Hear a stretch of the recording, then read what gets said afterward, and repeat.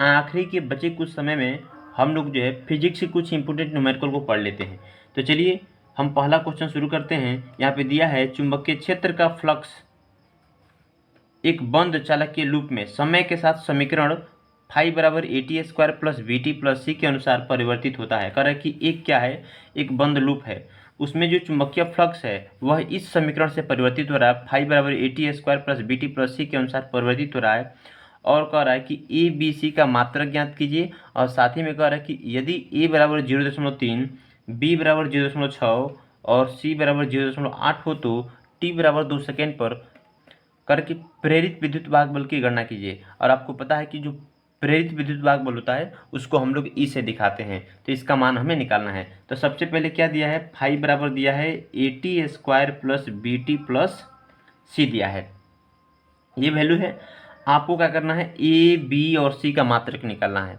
मात्रक निकालने के लिए आपको ध्यान रखना है कि इस साइड में, राइट साइड में क्या है, ये है left side, left hand side है, इधर क्या है, राइट हैंड साइड। तो इधर देखेंगे तो 3 गो पद है, ये पहला पद है, ये दूसरा पद है और ये तीसरा पद है।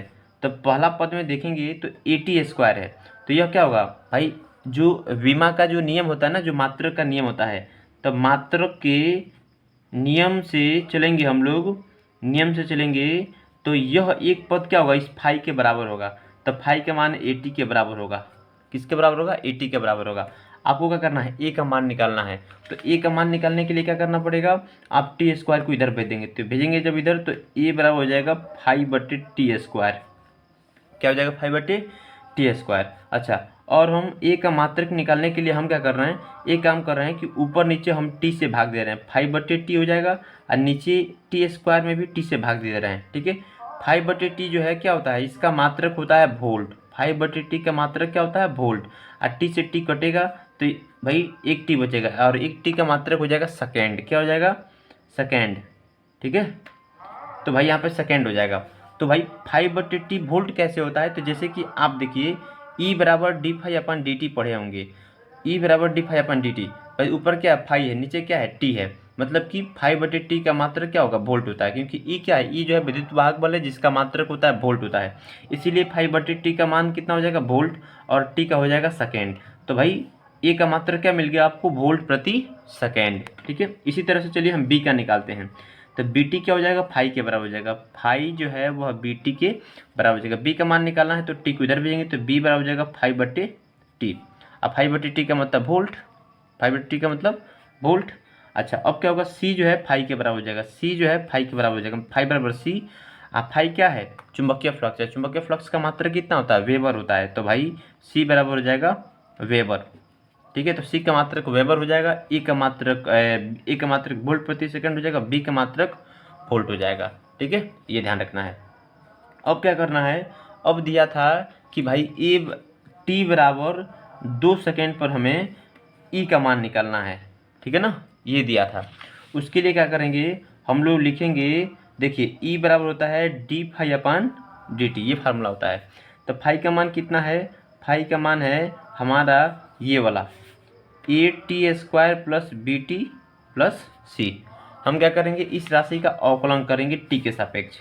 तो भाई AT का जब अवकलन करेंगे T के सापेक्ष हो जाएगा 2AT, फिर से BT का करेंगे तो B, और C का करेंगे तो 0, क्योंकि C अचर राशि हो जाता है यहाँ पे। ठीक है, तो 2AT प्लस B हमारा E का मान हो गया। अब क्या करेंगे, T के जगह यहाँ पे 2 रखना है, कितना रखना है, 2 सेकेंड। ठीक है, और A के जगह पे कितना रखना है, A के जगह पे और B के जगह पे, A का भी मान दिया है, B का मान दिया है। तो देखिए क्वेश्चन में क्या दिया था, क्वेश्चन में A का भी मान दिया था, A का मान कितना है 0.3, B का मान कितना है 0.6। तो भाई 0.3 और 0.6 रखते हैं यहाँ पे। तो E बराबर हमारा हो जाएगा कितना, देखिए यहाँ पे E बराबर हो जाएगा 2, A का मान है 0.3, T का मान है 2 प्लस 0.6, ये हो जाएगा 2 दूना 4 और 4 3 12, 1.2 प्लस 0.6 जोड़ेंगे तो हो जाएगा 1.8।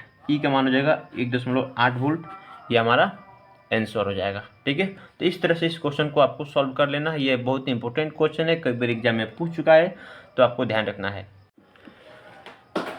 आइए हम लोग जो अब दूसरे क्वेश्चन को सॉल्व करते हैं। दूसरा क्वेश्चन क्या कर रहा है, दूसरा क्वेश्चन यहाँ पे दिया है कि उस विद्युत क्षेत्र की तीव्रता ज्ञात कीजिए जो 0.01 मिलीग्राम द्रव्यमान की एक तेल की बूंद जिस पर 3 इलेक्ट्रॉनिक आवेश है को संतुलित कर सके।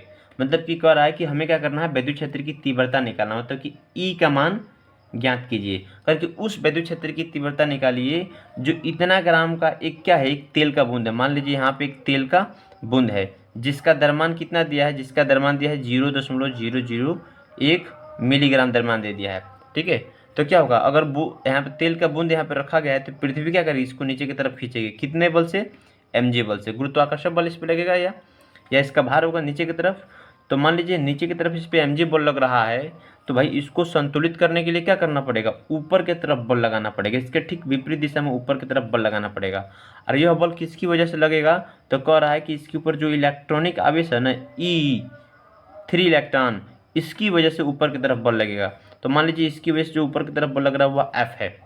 ठीक है, तो संतुलन की अवस्था में क्या होगा, यह इस F का मान क्या होगा, mg के बराबर होगा। संतुलन का मतलब होता है कि जितना बल ऊपर लग रहा है उतना बल नीचे लग रहा है, तो F का मान किसके बराबर होगा, mg के बराबर होगा। इस तरह से हम F का मान जो है mg से निकाल सकते हैं। अच्छा, और क्या कह रहा है कि भाई हमें संतुलन में दे दिया है तो E का मान निकालना, तो E बराबर क्या जानते हैं, F/Q होता है, फार्मूला होता है ना जी। तो F का मान कितना हो जाएगा, F का मान हो जाएगा mg हो जाएगा। अच्छा, Q का मान कितना होगा, तो भाई Q का मान हो जाएगा कितना, 3 इलेक्ट्रॉन है, तो 3 इलेक्ट्रॉन को क्या करते हैं, कूलाम में चेंज कर देते हैं। 1.6 × 10⁻⁻19 कूलाम। तो इससे में गुणा करेंगे तो ये 16×3 = 48, 4.8 × 10⁻19 कूलाम हमारा Q का मान हो गया। अच्छा, M का मान थोड़ा हम केजी में चेंज कर लेते हैं, तो 0.001 मिलीग्राम है। ठीक है, अच्छा सबसे पहले इस दशमलव हटाते हैं। दशमलव हटाने के लिए क्या करना पड़ेगा, 3 को जीरो नीचे बैठाना पड़ेगा। यह mg हो गया। 10 के पावर माइनस में 3 ऊपर लिख सकते हैं, मतलब इस 1000 को हमने क्या किया, ऊपर भेज दिया। हमने इस 1000 को क्या किया, ऊपर भेज दिया। ये हो जाएगा mg। अब क्या करते हैं भाई, मिलीग्राम में है तो पहले तो ग्राम में जाएंगे, तो ग्राम में जाने के लिए इस मिली को हटाएंगे तो 10 के पावर -3 ग्राम। ये कितना हो जाएगा, 10 के पावर -6। ठीक है, अब किस में आ गया है, ग्राम में। ग्राम से क्या करेंगे, केजी में जाएंगे, तो ग्राम से केजी में जाने के लिए भी हमें -3 से ही गुणा करना पड़ता है, -3 से गुणा करना पड़ता है। तो ये हो जाएगा -9 kg। तो m का मान कितना हो जाएगा, 10 के पावर -9 kg। अब क्या करेंगे, हम यह वाला फार्मूला लगाएंगे, कौन सा, E बराबर F/Q। तो E बराबर F/Q, तो F का मान हुआ कितना, mg के बराबर। कब होगा, संतुलन की अवस्था में। कब होगा, संतुलन की अवस्था में। Q का मान कितना है भाई, Q का मान हमने भाई 3 इलेक्ट्रॉन, जिसका मान हमने निकाल रखा। M का मान कितना दिया है, 10 के पावर -9 kg। G का मान कितना होता है, 9.8 गुरुत्वीय त्वरण। अब बट्टे के नीचे कितना हो जाएगा, 3 इलेक्ट्रॉन का मान हमने निकाल रखा है, 4.8 × 10 के पावर -19 कूलम। 10 के पावर -9 से 10 के पावर -9 कटेगा। ठीक है, 10 के पावर -9 से 10 के पावर -9 कटेगा, तो ये बचेगा 10 के पावर 10। इसको हम लगभग 2 बार में कटा देंगे, या 2.04 बार में। कितना, 2.04। तो बार में जब कटेगा ये, तो हमारा आंसर कितना आएगा, हमारा आंसर हो जाएगा 2.04 × 10 के पावर, हाई नीचे से ऊपर जाएगा तो हो जाएगा 10 के पावर +10। ठीक है, और ये हो जाएगा E न्यूटन प्रति कूलम। ये हमारा हो जाएगा विद्युत क्षेत्र की तीव्रता का आंसर। ठीक है, इतना विद्युत क्षेत्र की तीव्रता क्या करेगा, इस मतलब कि तेल की बूंद को संतुलन की अवस्था में रख पाएगा। ऊपर की तरफ विद्युत क्षेत्र की जो तीव्रता का मान होगा इतना होगा, जो क्या करेगा, उसको ऊपर की तरफ ढकेल कर रखेगा ताकि वह संतुलन की अवस्था में रह सके। ठीक है, तो इस तरह से आपको क्वेश्चन को बनाना है। ठीक है, अब आइए हम लोग जो है तीसरा नंबर क्वेश्चन हल करते हैं। तीसरा नंबर क्वेश्चन कह रहा है कि 2 बिंदु आवेश 9 इलेक्ट्रॉन और 1 इलेक्ट्रॉन एक दूसरे से 16 सेंटीमीटर की दूरी पर स्थित है। मतलब कि दो क्या है, 2 बिंदु आवेश हैं। ठीक है ना, 2 बिंदु आवेश हैं, एक 9 इलेक्ट्रॉन का है और एक 1 इलेक्ट्रॉन का आवेश है। दोनों एक दूसरे से कह रहा है कि 16 सेंटीमीटर की दूरी पर है। कितने सेंटीमीटर की दूरी पर है, 16 सेंटीमीटर की दूरी पर। अच्छा, इनके बीच एक आवेश Q कहाँ रखा जाए कि वह संतुलन में हो। मतलब कि कह रहा है कि इनके बीच क्या करना है, एक हमें बिंदु आवेश रखना है जो क्या संतुलन की अवस्था में हो। वह आवेश कब संतुलन में होगा, जब उस पर लगने वाला जो कुल बल होगा वह 0 के बराबर होगा। ठीक है ना, कुल बल कितने के बराबर होगा, 0 के बराबर होगा। ठीक है, तो देखिए हम मान लेते हैं कि जो Q आवेश है इस 9 इलेक्ट्रॉन आवेश से, ठीक है ना, इस 9 इलेक्ट्रॉन आवेश से x सेंटीमीटर की दूरी पर है, यहाँ पर है, एक बिंदु P है और इस बिंदु P पर हम Q आवेश रख देते हैं। तो उसके लिए हमें यहाँ पे लिखना पड़ेगा, माना Q आवेश प्लस 9 इलेक्ट्रॉन आवेश से x सेंटीमीटर की दूरी पर बिंदु P पर स्थित है। ठीक है बाबू। अच्छा, तो जब ये 9 इलेक्ट्रॉन से x सेंटीमीटर दूरी पर होगा तो 1 इलेक्ट्रॉन से कितनी दूरी पर होगा, तो उसको निकालने के लिए क्या करेंगे, टोटल दूरी कितना है इसका, 16 है। ठीक है, ये कितना दूरी है, x है, तो यह कितना हो जाएगा, तो हम क्या करेंगे 16 में से x को हटा दीजिए, ये पता चल जाएगा। तो ये हो जाएगा 1 इलेक्ट्रॉन से जो Q आवेश होगा वह कितनी दूरी पर हो जाएगा, 16 माइनस x दूरी पर हो जाएगा। अच्छा, अब ये Q आवेश क्या है, Q आवेश एक धनात्मक आवेश है। यहाँ पे देखिए फिर समझा रहे हैं, जो Q आवेश है वह धनात्मक आवेश है। ठीक, यहाँ पे 1 इलेक्ट्रॉन है प्लस E, यहाँ पे है 9 इलेक्ट्रॉन प्लस में, तो यह इलेक्ट्रॉन क्या करेगा, इस आवेश को इधर ढकेलेगा, क्योंकि ये भी प्लस है ये भी प्लस है, तो इन दोनों के बीच प्रतिकर्षण का बल लगेगा। अच्छा, यह जो 1 इलेक्ट्रॉन है यह इसको इधर ढकेलेगा। ठीक है, तो दोनों क्या करेंगे, एक दूसरे को ढकेलेंगे। अच्छा, यह संतुलन की अवस्था में कब होगा, जब इधर वाला बल और इधर वाला बल जब दोनों आपस में बराबर होंगे तो ये संतुलन हो जाएगा। इसीलिए इस पे जो कुल लगने वाला बल कितना हो जाएगा, 0, क्योंकि जितना इधर लगेगा और उतना इधर लगेगा तो दोनों बल कितना हो गया, दोनों बल को जब मिलाएंगे तो 0 हो जाएगा। ठीक है, क्योंकि दोनों एक दूसरे के विपरीत है। तो मान लीजिए कि जो 9 इलेक्ट्रॉन है इस पर जो बल लगा रहा है वह F1 है, जो 1 इलेक्ट्रॉन जो आवेश है उस पर जो बल लगा रहा है वो मान लीजिए F2 है। तो हम F1 और F2 क्या होगा, दोनों ही संतुलन की अवस्था में बराबर होंगे। तो संतुलन में क्या होगा, संतुलन में F1 जो है F2 के बराबर हो जाएगा। अच्छा, F1 का मान कितना हो जाएगा, तो F1 का मान क्या करेंगे, कूलॉम नियम से निकाल लेंगे। तो F1 कहाँ निकालेंगे, तो इन दोनों के बीच, तो बीच की दूरी कितना है, x, इसको हम मान लेते हैं Q1 और इसको मान लेते हैं Q2। अच्छा, तो क्या हो जाएगा, F1 का मान हो जाएगा Q1 के जगह पे 9 इलेक्ट्रॉन, Q2 की जगह पे कितना, Q, अब बटे के नीचे R के जगह पे x का स्क्वायर बराबर। अच्छा, F2 का मान कितना हो जाएगा, तो भाई यह क्या कर रहा है, इसको इधर बल लगा रहा है, तो भाई इनके बीच की दूरी है 16 माइनस x है, तो भाई इसको Q1 मान लीजिए, तो हो जाएगा E हो गया Q1 और Q हो गया Q2, अब बट्टे के नीचे कितना हो जाएगा, 16 माइनस x का होल स्क्वायर। ठीक है, अच्छा, K से K कटेगा, E से E कटेगा, Q से Q कटेगा, ऊपर बचेगा 9 बट्टे x स्क्वायर, इधर हो गया 1 बट्टे 16 माइनस x का होल स्क्वायर। ठीक है, अच्छा, अब देखिए हम क्या कर देते हैं, इसको हम भेज देते हैं यहाँ पे और एक को भेज देते हैं यहाँ पे, तो 9 बट्टे 1 हो गया बराबर x स्क्वायर बट्टे 16 माइनस x का होल स्क्वायर। हम चाहें तो 9 बट्टे 1 लिख करके हम इसको x बट्टे 16 माइनस x का होल स्क्वायर भी लिख सकते हैं और इसको इधर भेज सकते हैं, तो ये रूट बदल जाएगा, 3 बट्टे 1 हो जाएगा बराबर में x बट्टे 16 माइनस x हो जाएगा। ठीक है, अब इसको इधर सॉल्व करते हैं, क्या करते हैं, ये सॉरी ये 9 हो जाएगा, ये क्या होगा, 9 जो है बाहर निकल जाएगा, किससे, तो प्लस माइनस 3 से बाहर निकल जाएगा। आई 1 बट्टे के नीचे नहीं लिखेंगे तब भी चल जाएगा, बराबर x बट्टे 16 माइनस x। ठीक है, प्लस माइनस दोनों में होगा। ठीक है, प्लस में भी होगा और माइनस में भी होगा। अब हम क्या करते हैं, इसको बट्टे के नीचे 1 मान ही लेते हैं और इसको तिर्यक गुणा करके इसको सॉल्व कर लेते हैं। ठीक है ना, तो एक बार प्लस में रखेंगे और एक बार माइनस में, तो देखिए प्लस वाला यहाँ पर रखते हैं, प्लस में 3 बट्टे 1 बराबर x बट्टे 16 माइनस x, अब माइनस वाला इधर, माइनस में 1 बट्टे 3 बराबर x बट्टे 16 माइनस x। ठीक है, 2 आंसर इसका मिलेगा। तो हम क्या करेंगे, तिर्यक गुणा करते हैं, तो ये यहाँ पर जाएगा तो हो जाएगा आपका 16×3 = 48 माइनस 3x बराबर x, इसको इधर भेज देते हैं, तो 48 बराबर हो जाएगा 4x, 12 चौको 48, 12 में कट गया, तो x बराबर कितना आ गया, 12 सेंटीमीटर, x बराबर 12 सेंटीमीटर पहले का आंसर आया। अच्छा, इसका कितना आ जाएगा, तो इसको इधर भेजेंगे इसको इधर भेजेंगे, तो ये हो जाएगा 16×48 माइनस में, ये हो जाएगा आपका 3 में प्लस x, ये हो जाएगा x। क्या करते हैं, इसको इधर भेजते हैं, तो इधर प्लस में इधर जाएगा तो माइनस में हो जाएगा, तो माइनस 48 बराबर हो जाएगा minus 3x plus x, 3x में से एगो x घटाएंगे तो हो जाएगा 2x। ठीक है, ये हो जाएगा -48, तो माइनस माइनस कटेगा, 2 से कटाएंगे 24 दूना 48, तो हो जाएगा आपका x बराबर 24। कितना हो जाएगा? x बराबर 24। तो देखिए आपको दो आंसर मिल रहा है, एक मिल रहा है x बराबर 24 और एक मिल रहा है x बराबर 12 सेंटीमीटर। अब इसमें से कौन सा आंसर आपका होगा? तो देखिए यहाँ पे भाई दोनों इलेक्ट्रॉनों के बीच, भाई दोनों आवेश 9 इलेक्ट्रॉन और 1 इलेक्ट्रॉन के बीच की दूरी कितना है? 16 ना। तो जो आपका आंसर होगा वह 16 से कम ही होगा। कितना होगा? 16 से कम।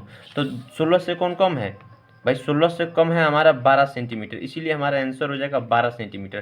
तो आप लिख सकते हैं कि हम क्यू आवेश को यहाँ पे लिख सकते हैं, आप क्यू आवेश को 9 इलेक्ट्रॉन आवेश से 12 सेंटीमीटर की दूरी पर रखेंगे। ठीक है ना। क्वेश्चन देखते हैं कर कि एक 10 माइक्रोफैरड के संधारित्र का विभवांतर 100 वोल्ट से 200 वोल्ट कर देने पर उसकी ऊर्जा में परिवर्तन ज्ञात कीजिए। कह रहा है कि एक क्या है? एक 10 माइक्रोफैरड का संधारित्र है, ठीक है ना। तो एक संधारित्र है जिसकी धारिता कितनी है? 10 माइक्रोफैरड। तो सी का मान दे दिया है। कह रहा है कि उसका विभवांतर कितना है? तो शुरुआती विभवांतर है, प्रारंभिक विभवांतर है V1 100 वोल्ट है, करके हम 100 से 200 कर दे रहे हैं। कितना? 100 से 200। तो बताइए कि उसका ऊर्जा में कितना परिवर्तन होगा? ऊर्जा में परिवर्तन मतलब कि डेल्टा यू बताना है। क्या बताना है? Delta U. मान लीजिए कि जो संधारित्र है उस संधारित्र की जो प्रारंभिक ऊर्जा है वह U1 है। कितना है? U1।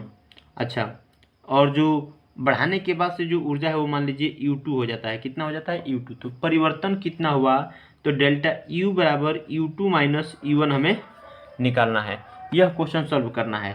और हम आपको बता दें कि भाई C और V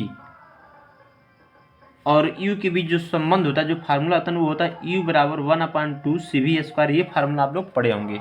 तो अगर हम शुरुआती ऊर्जा माने U1 तो U1 का मान हो जाएगा 1/2 CV1, और उसी तरह से U2 बराबर हो जाएगा 1/2 CV2 का स्क्वायर। देखिए दोनों में C है क्योंकि एक ही संधारित्र है और उसी संधारित्र का विभवांतर बढ़ा रहे हैं। और याद रखें कि कभी भी किसी संधारित्र का जब विभवांतर बढ़ाया जाता है तो उसके धारिता में कोई परिवर्तन नहीं होता है, उसके C के मान में कोई परिवर्तन नहीं होता। इसीलिए इस दोनों फार्मूला में C का मान मतलब C में कोई परिवर्तन नहीं होगा। यहाँ पर भी C है और यहाँ पर भी C है, तो C नहीं बदलता है विभवांतर बढ़ाने से।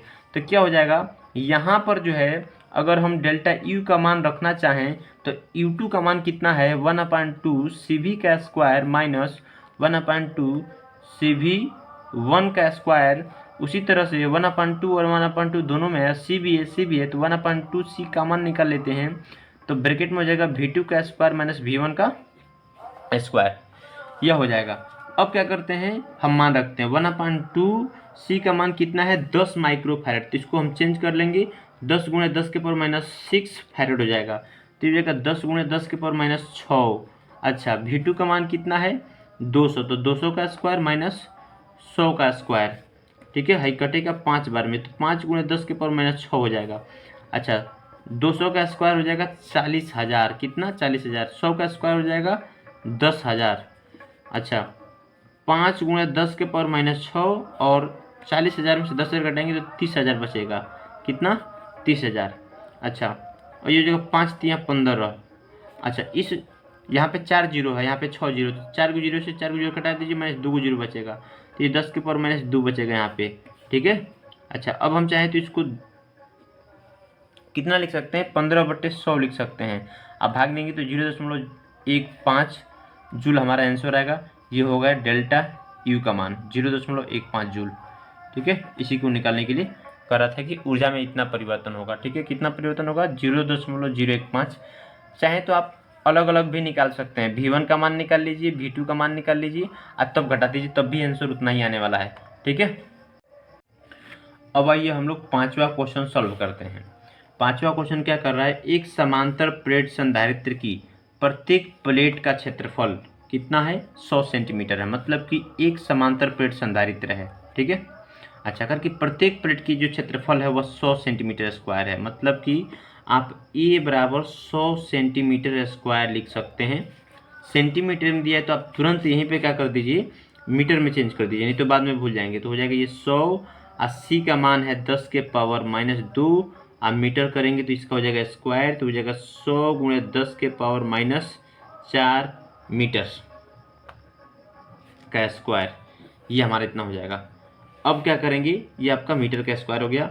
हम चाहे तो इसको सॉल्व करके 10 के पावर -2 भी लिख सकते हैं मीटर, क्योंकि 10 के पावर ये 2 हो जाएगा, 2 जीरो 2 जीरो कटा देंगे तो हो जाएगा 10 के पावर -2, ये हो गया इतना। अच्छा, दोनों प्लेटों के बीच विद्युत क्षेत्र की तीव्रता इतना है करके ई का मान जो है दोनों के बीच दे दिया 100 न्यूटन प्रति कूलम करके, इनके बीच ई है जिसका वैल्यू कितना है 100 न्यूटन प्रति कूलम। अच्छा, करके प्लेट पर कितने आवेश हैं करके, भाई कितना आवेश, क्यू बताना है, क्यू कितना है ये बताना है। अच्छा, निर्वात की वैद्युशीलता दे दिया है, भाई क्यू का मान निकालना, आपको क्या निकालना, क्यू का मान। तो देखिए कोई भी संधारित्र होना, संधारित्र का अगर क्यू निकालना हो तो क्यू बराबर होता है सी इंटू भी, क्या होता है सी इंटू भी। तो अगर हम इसका सी पता कर लें कि इसकी धारिता कितनी है और इसके बीच विभवांतर कितना है, भी कितना है इसके सिरों पर, ये पता कर लें तो हमारा क्यू निकल जाएगा। उसके लिए क्या करेंगे, उसके लिए देखिए सबसे पहले भाई इसके नीचे जो है हम यहाँ पे सी का फार्मूला लिखेंगे, सी बराबर होता है A epsilon naught upon D formula होता है, ठीक है। अच्छा, भी का भी एक फार्मूला होता है, ये होता है ई बराबर भी अपन डी होता है, ठीक है। तो भाई डी को यहाँ भेज दीजिए, तो हो जाएगा भी बराबर ई इंटू डी। हमने क्या किया, सी बराबर इतना होता है, भी बराबर इतना होता है। अब ये दोनों मान यहाँ पे रख देते हैं फार्मूला में, ताकि हमें क्यू का मान आसानी से निकल जाए। तो लिख सकते हैं यहाँ पे भाई सी तथा भी का मान किसमें, समीकरण 1 में रखने पर, समीकरण 1 में रखने पर, ठीक है। तो हमारा हो जाएगा Q बराबर सी, सी का मान कितना है A epsilon naught upon D, into में भी का मान है E into D, E into D, D से डी कट गया, हो गया Q बराबर A epsilon naught into D. A का मान कितना है 10 के पावर -2, एप्सिलॉन नॉट का मान है 8.85 गुणा 10 के पावर -12, डी कितना है डी, सॉरी डी तो कट गया ना, ई बचा है, कितना बचा है ई, ई का मान है 100 न्यूटन प्रति कूलम। देखिए 10 के पावर -2 है, आई 10 के पावर, इसको हम 2 मान सकते हैं क्योंकि प्लस में हो जाएगा, तो ये कटेगा तो ये कट जाएगा, यहाँ पर बचेगा 8.85 गुणा 10 के पावर -12, कितना 12, ठीक है। आइए हो जाएगा आपका कूलम, इतना हमारा आंसर हो जाएगा, इतना आवेश होगा प्लेट के ऊपर, ठीक है।